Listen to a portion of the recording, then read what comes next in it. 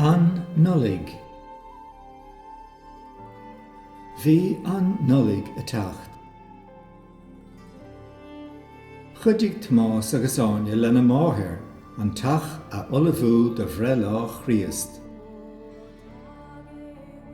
Chuir Tomás suas na cartaí nullag agus las sé na síolse beaga an grán nullag sa seomra site.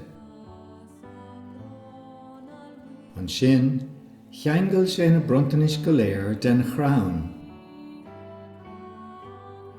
Caramid suas an man sér an is freisin. Sa mamaí. Fáigh an lena bhíosa agus na dalmha eile ón mosca sa chóifre a Áine. Nuair a bhí sé sin déanta, las Tomás an chuinneal mhór dhearg. An sin, chuir sé an bhuineog an aice leis an man sér í. Tásúla gom nach nóigh an chuinneal sin éarad. Sa mamaí. Canig siar go má bhna cuirtíní í. Leis sin tháinig den éigean go dtí an doras. Fear an Frist town. Sa Tomás. Beidir gúil cúpla bart eile doing.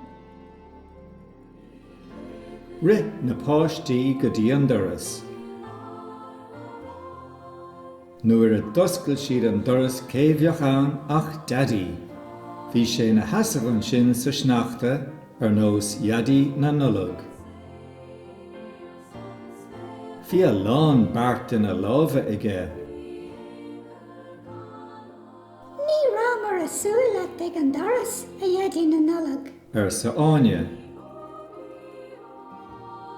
Táim ró ráir le teachta ús an sin léir.